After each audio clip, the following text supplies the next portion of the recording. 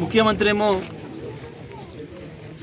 మూటలు కట్టుకొని పోయి ఢిల్లీలో సమర్పించుకొచ్చే పనిలో బిజీ ఉన్నాడు.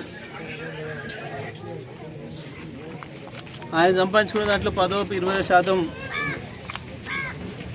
ఢిల్లీకి, ఒక దిక్కేమో రాహుల్ గాంధీకి, ఇంకొక దిక్కేమో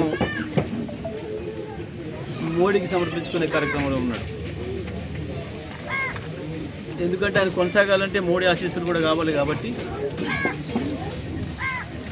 పైకి రాహుల్ గాంధీకి ఇచ్చినట్టు కనపడ్డా లోపడంగా ఆ కార్యక్రమం తీసుకున్నాడు. ఇవాళ తెలంగాణ రాష్ట్రంలో ప్రజలు కేసీఆర్ గారు మాకు కల్పించిపోయిన కనీస సౌకర్యాలన్నా కొనసాగించండి అని చెప్పి అడిగే పరిస్థితి కాదు, ఆర్తనాదాలు చేయాల్సిన పరిస్థితి వచ్చింది. యూరియా లేదు, యూరియా కొరకు నిలబడ్డరు, బారులు తీరరు జనం అని కనుక సోషల్ మీడియాలో పెడితే దానికి కూడా కేసులు. ఒక దిక్కు హైకోర్టు చీవాట్లు వేస్తున్నా, సుప్రీంకోర్టు రూలింగ్ ఇచ్చినా సోయి లేకుండా ప్రవర్తిస్తున్నారు కొంతమంది పోలీసు అధికారులు.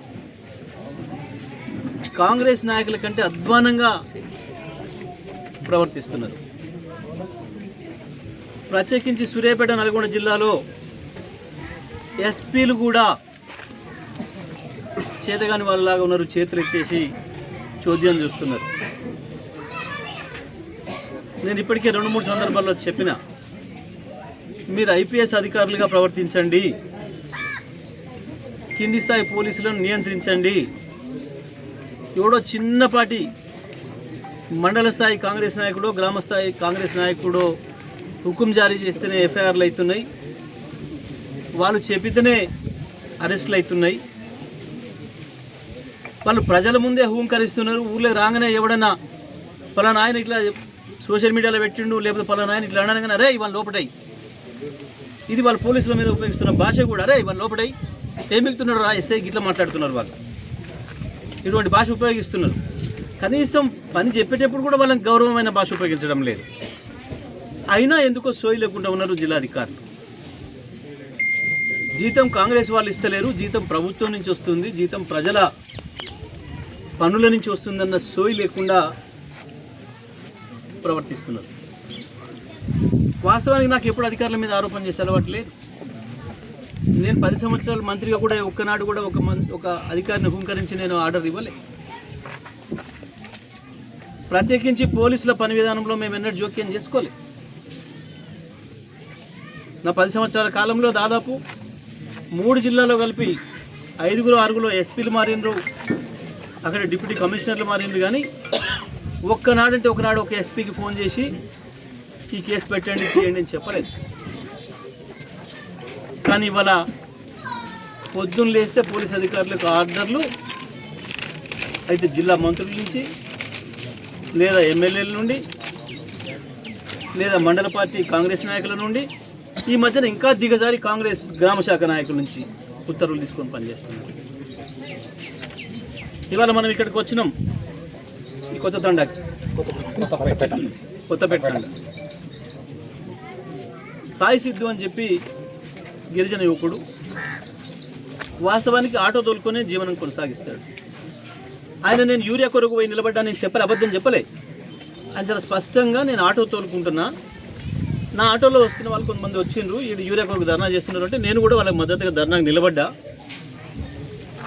కేవలం నేను ధర్నాలు నిలబడ్డందుకే ఇగో ఈ వీడియో చూపిస్తూ ధర్నాలకు ఆయన నిలబడ్డది, ఆయనే అబ్రూ షేక్. ఈ వీడియో చూపిస్తూ కొట్టిరు నన్ను గంటసేపు పోలీసు వాళ్ళు. నీకేమవసరం రా, నీకు గుంట భూమి లేదు, నీకేమవసరం రా దీంతో నేను చెప్పేశాను.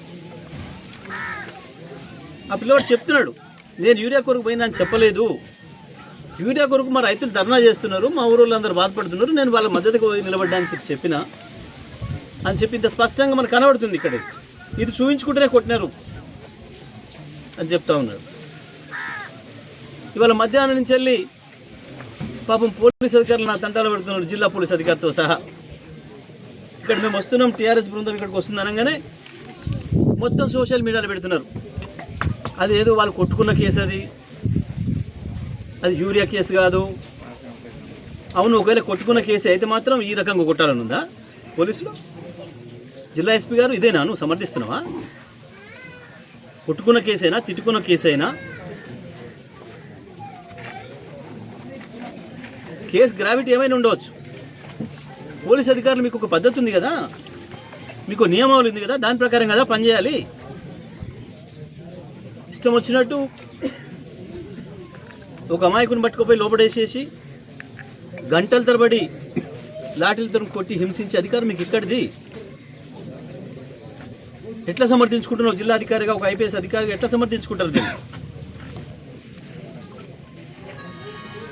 దేనికి పెడుతున్నారు? మధ్యాహ్నం నుంచి సోషల్ మీడియాలో మీ పోలీసులు పెడుతున్నారు జిల్లా అంతటా.